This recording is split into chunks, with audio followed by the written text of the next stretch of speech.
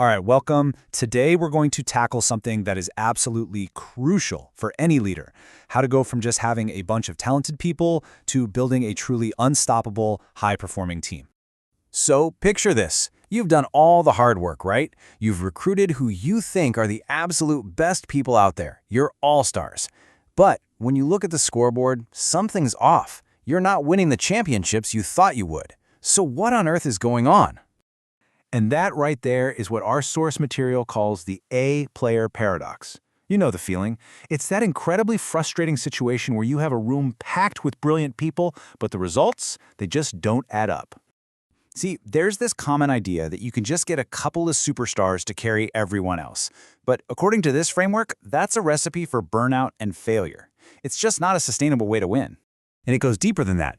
You can have a whole roster of A players, but if they're all just individual puzzle pieces that don't connect, you haven't actually built a team. You've just collected a bunch of impressive resumes. Okay, so if just having a bunch of A players isn't the magic bullet, then what is? Well, this is where we get to the core idea of a true A team. We've got to shift our thinking from building a roster to creating a force.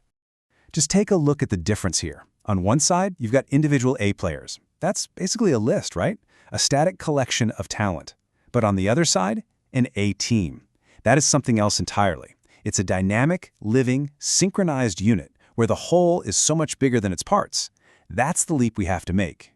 And this quote from the source material really just nails it. It's all about how they operate. Complete synchronization, fluid and coordinated. These aren't just cool-sounding words. This is the actual engine that produces wins. Okay, theory is great, but how do we actually do this? The first step is all about building your roster. And, the source is pretty blunt about it, calling the process a bit ruthless. But it's also framed as being absolutely necessary if you're serious about building a team that can win it all. First things first, you have to take a hard, honest look at who's actually on your team. I mean, everyone, from the very top to the very bottom. No exceptions, no one gets a pass. And here's the tool you use. It's super simple, but really powerful. For every single person, you give them a rank, A, B, or C. Are they an A player, a top performer? Are they a B player, solid but not quite elite? Or are they a C player, just not cutting it? And then, right next to that rank, you write down a clear action plan. So here's how it works, in 3 steps. First, rank everybody. Second, look really closely at your B players. Who here has the potential, the drive, to become an A player with the right coaching? And then comes the tough part. Step 3. For all the C players and the B players who can't be coached up, the advice is to cut them from the team. The argument is that you're way better off with an empty seat than with someone who's pulling the team down. Now you might be thinking, wow, that sounds harsh, but why is it so critical? Well, here's the hard truth that the source lays out. Your best people, your true A players, hate working with people who can't keep up. It frustrates them to no end. So by keeping B and C players around, you risk poisoning the environment for your absolute best talent. But when you actually do this, when you commit to having an all-A roster, look at what happens. The internal friction and frustration just plummets. Ego problems and prima donna behavior, they start to fade away. Why? Because when everyone is great, no single person feels like they're the only star. It allows the entire group to get laser-focused on the shared goal. All right, so you've gone through the tough part. You've made the hard calls. You now have a team made up entirely of A players. Great, but you're not done yet. Not even close. Now comes the second, and just as important phase, turning those individuals into a synchronized A team. And for that, you need a coordination playbook. This playbook is all about 3 key things. First, you break the whole organization down into smaller, focused sub-teams. Think sales, production, finance.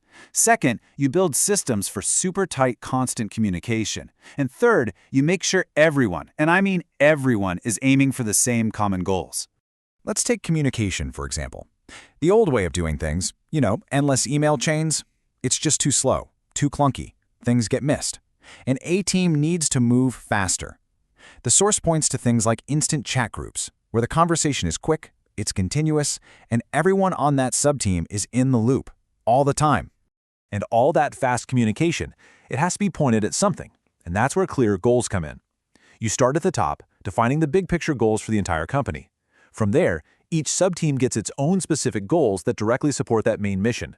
And finally, you break those down into concrete day-to-day targets that people can actually act on. So we've covered getting the right people on the team and then getting them all moving in perfect sync. Let's boil this entire concept down to one simple, powerful idea.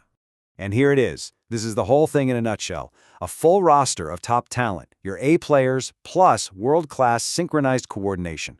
That combination right there is the winning formula. It's not one or the other. It has to be both.